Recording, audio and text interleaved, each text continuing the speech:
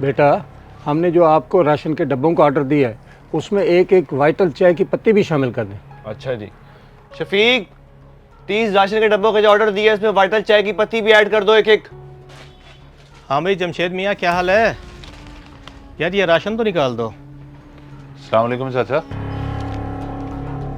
अख्तर भाई, ये वाइटल चाय तो नहीं है हमारे पास, इनके 30 डब्बों में डलवा दी है। अगर आपको कोई और चाहिए तो वो डलवा देता हूँ, नहीं तो ये शाम में आ जाएगी। बात सुने, मुझे अब ये पत्ती नहीं चाहिए, ये निकाल कर इसे दे दो क्योंकि अब इसकी गंदी नज़र इस पे पड़ गई है। अच्छा, जायदाद की तरह ये भी आप पहले हथिया चुके। मुझे भीख में मिली हुई चीज़ नहीं चाहिए, आपको ही मुबारक हो। और तुम भीख के काबिल हो ही नहीं। बेटा, ये हमारा ऑर्डर कैंसिल करो, नहीं चाहिए ये सामान हमें।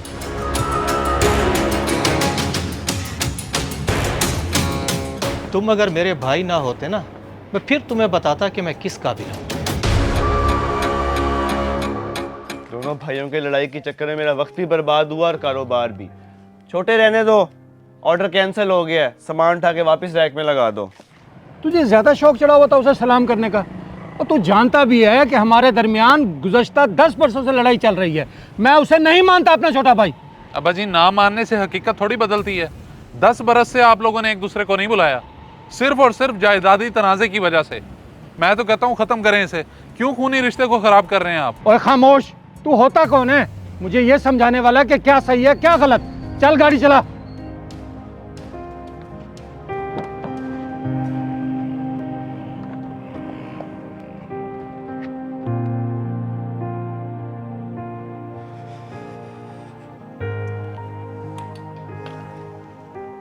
आइंदा स्टोर पर जाऊंगा ही नहीं। मरियम, ओ मरियम, पानी लाओ मेरे लिए। आई बाबा।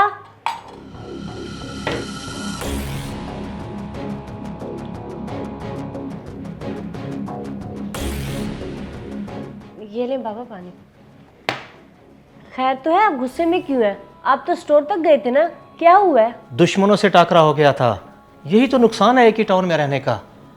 मैं तो सोच रहा हूँ कि ये घर कहीं और जगह शिफ्ट कर लेते हैं, उसकी शक्ल तो देखने को नहीं मिलेगी। ओ, मतलब ताया जान से मिलना हुआ आपका? कोई ताया वाया नहीं है तुम्हारा। कितनी बार समझाया मैंने तुम्हें, 10 साल पहले ही मर गया था वो मेरे लिए। तो आपने भी तो गलत किया बाबा, गलती आप दोनों की है। चंद पैसों के पीछे कौन अपने खूनी रिश्तों को छोड़ता है? और 10 साल एक लंबा अरसा होता है। भूल जाए सब और सुलह कर ले, अल्लाह भी सुलह को पसंद करता है। खामोश, अब तुम मुझे बताओ कि क्या सही है और क्या गलत है। जाओ जाकर अपनी स्टडीज पर ध्यान दो। तो ये सब बात हुई थी उन दोनों के दरमियान। मुझे नहीं लगता कि ये दोनों करीब आ सकेंगे कभी यार। लेकिन मैं तुम्हारे बगैर नहीं रह सकता। हम दोनों ने शादी करनी है, लेकिन इन लोगों का झगड़ा ही ख़त्म नहीं होता। मगर जब तक ये लोग राजी नहीं होते तब तक कुछ नहीं हो सकता। हर कोशिश तो करके देख ली हमने। हाँ यार, लेकिन ये दोनों ही ज़िद के पक्के हैं। मुझे नहीं लगता कुछ हो पाएगा, बस अल्लाह से ही उम्मीद है। चलो आओ, तुम्हें घर छोड़ देता हूँ। नहीं तुम जाओ, बाबा ने कहा था आज मैं खुद पिक कर लूँगा। चलो ठीक है, घर जाके मैसेज कर देना पहुँच के। ओहो, इसको भी अभी ख़राब होना था। मरियम इंतज़ार कर रही होगी।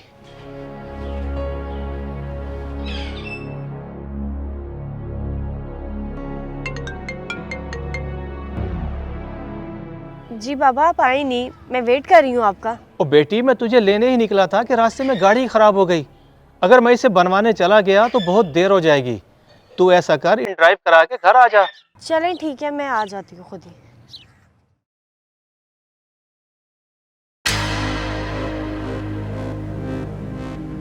क्या मुसीबत है, कोई ऑटो वाला भी नहीं आ रहा। आ भी रहा है तो सवारी मौजूद है। बताओ तो हामिद के साथ चल जाती हूँ। अरे किधर जा रही हो? अगर बोलो तो मैं छोड़ दूँ। तुझे तो मैं बताती हूँ। अबे तेरी तो।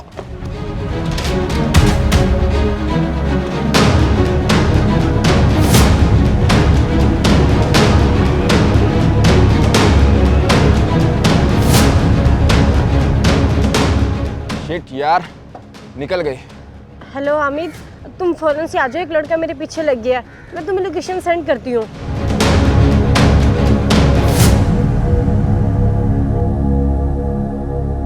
घर के सामने रोक दिया, अगर बाबा ने देख लिया तो? आज जो तुम्हारे साथ होते होते बचा है ना, ये उससे कहीं बेहतर है।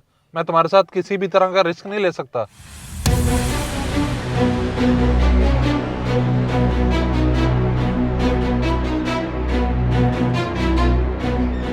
बेहया लड़की, तुम्हें कितनी बार कहा है कि दुश्मनों से दूर रहो? तुम्हें समझ नहीं आती मेरी बात? इसका मतलब तो ये हुआ कि तुम रोज इसकी गाड़ी में आती हो। और तुम्हारी हिम्मत कैसे हुई मेरी बेटी को गाड़ी में साथ बिठाने की? बस कर दे बाबा, आज अगर हामिद ना होता तो पता नहीं क्या हो जाता। एक बदमाश लड़का आ गया था और मेरे पीछे लग गया था। वो तो शुक्र है कि हामिद फौरन से आ गया और मैं बच गई। और हाँ, मैं रोज इसी के साथ आती हूँ। पता है क्यों? क्योंकि हम एक दूसरे को पसंद करते हैं। क्या? ये क्या कह रही हो तुम? होश में तो हो? जो आपने सुना वही। अब मैं कुछ नहीं छुपाऊंगी, हम दोनों एक दूसरे से शादी करना चाहते हैं बाबा, और ये भी चाहते हैं कि आप दोनों भाइयों की सुलह हो जाए। अगर मेरा हामिद से राब्ता ना होता तो मैं किसे बुलाती? आप खुद सोचे, वापिस आते हुए कुछ हो जाता तो? अपनों के होते हुए भी अकेले रहना, सिर्फ कुछ पैसों के पीछे। मान जाए ना बाबा। ये देखें चाचा जान, हम आपके आगे हाथ जोड़ते हैं। हम 10 साल के झगड़े को क्यों नहीं ख़त्म कर सकते? मैं तो कहता हूँ हम दोनों के रिश्ते से हम एक नए रिश्ते की शुरुआत करते हैं। मैं तो ये सोच भी नहीं सकता कि आज अगर मेरी बेटी को कुछ हो जाता तो मेरा क्या होता। बेटा, तुम्हारा बहुत बहुत शुक्रिया। दूसरी बात ये कि अपनों के होते हुए हमें अलग नहीं रहना चाहिए। क्या भाई साहब मान जाएंगे? जी क्यों नहीं, जब आप एक बार उनके पास चल के जाएंगे तो वो आपको ज़रूर माफ़ कर देंगे। अब्बा जी गुस्से के तेज़ हैं, लेकिन वो दिल के बुरे नहीं हैं। मैं तो कहता हूँ अभी चलें आप मेरे साथ, चल के उन्हें मना लेते हैं। बेटी, तुम अंदर घर जाओ, मैं तुम्हारे ताया से मिलके अभी आता हूँ।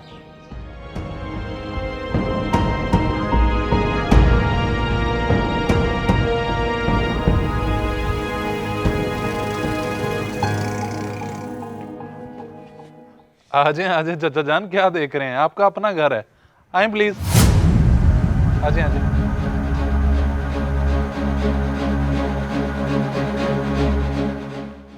आ जाए अब्बा, आए आप आए।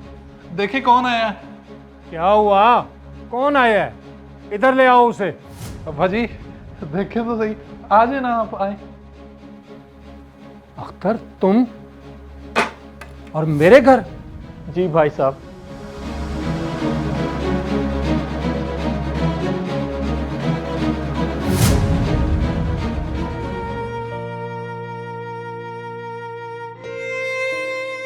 भाई साहब, मुझे माफ कर दें।